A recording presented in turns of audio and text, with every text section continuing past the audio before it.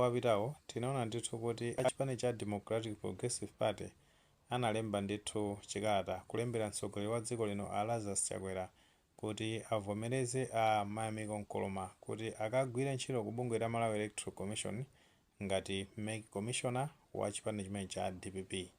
Ndipo tikupempha kuti ambiri tinatsatira bwino tinaona ndithu kuti amenewa Mayamiko Nkoloma anavomerezedwa ndithu ndi mtsogoleri wa dziko lino kuti atha kupita kukagwira ntchito kumeneko ku MEC ngati MEC Commissioner oyimira chipani chimene cha DPP. Ndeno posatira ndithu kusankhidwa kwawo taona ndithu kuti sipanatenge nthawi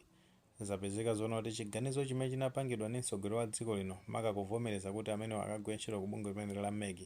chasinthidwa pa 27 Julayi chaka chino cha 2025 pamene ndithu mtsogoleri amene wasainiranso chikalata china chonena kuti amenewa achoke ku bungwe limene la Malawi Electoral Commission amayeti kuti Mayamiko Nkoloma. Funso lomwe likumabwera ndiona kuti kodi ndi mulandu wanji umene wapangisa kuti Mayamiko Nkoloma achotsedwe ku bungwe limene la Malawi Electoral Commission. Poyankha funso limeneli tiloweni tikufotokozeni nkhani yonse imene yakhalira kuti amenewa achotsedwe ku bungwe limene la MEC. Mmene tafotokozeramo nkhani yokhuza ndi Mayamiko Nkoloma, iwo ndi amene anasankhidwa ndi chipani cha DPP kuti akawayimire ku bungwe limene la Malawi Electoral Commission. Komano iwowa profession yawo kapena kuti ntchito yawo ndiye kuti ndi lecture ku University of Malawi imene imadziwika zonena kuti MUBAS. Iwowa tikukumbukira ndithu pa 24 Julayi chaka chino cha 2025 ndi tsiku limene mtsogoleri wa dziko lino anasainira kalata kuti Mayamiko Nkoloma atha kupita ndithu ku bungwe limene la Malawi Electoral Commission kukagwira ntchito ngati MEC Commissioner. Ano taonanso kuti pa 27 Julayi chaka chino cha 2025 ndikuti mtsogoleri ameneyo wasintha chiganizo chimenechi alembanso kalata kudzera mwa SPC kapena kuti Secretary to the President and Cabinet omwe ndi Collins Zamba. Ndiye kalata imene ikupita ndithu kwa MEC Chairperson omwe ndi Annabel Mtalimanja kuwauza magazi akusintha kumene kuti amenewa Mayamiko Nkoloma sakuyenera ndithu kupitirizaso kugwira ntchito ku bungwe limene la Malawi Electoral Commission. Ndeno zifukwa zimene akupereka akuti iwo ndithu ndi public servant kapena kuti civil servant amagwira ntchito ndithu mboma. Paja tafotokoza kale kuti iwo ndithu amagwira ntchito ku MUBAS ngati lecture omwe amaphunzitsa ndithu za IT ku university imeneyi.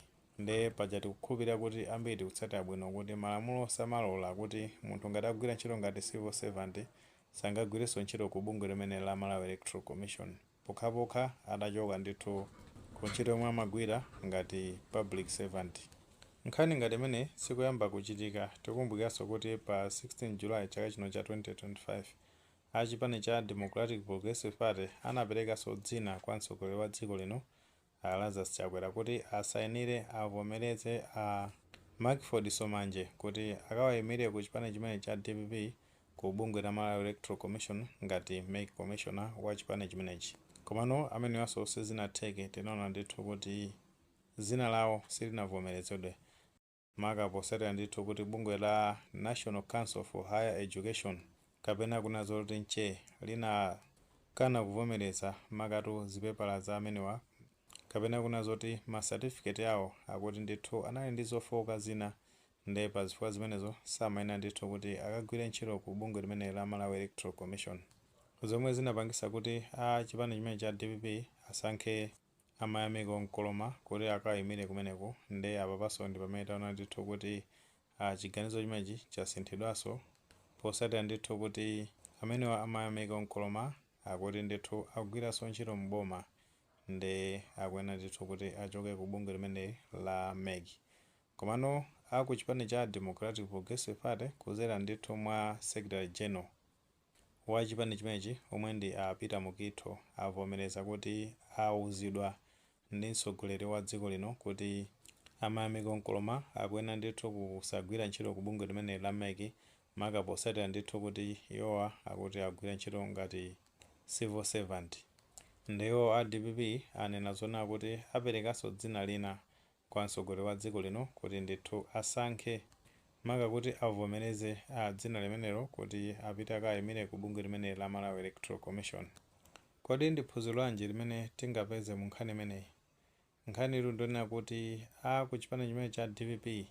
akamapereka mayina amenewa aonesese zonena kuti anthu amene akuwasankhawo amene akuti akayimire ku chipani chimene cha DPP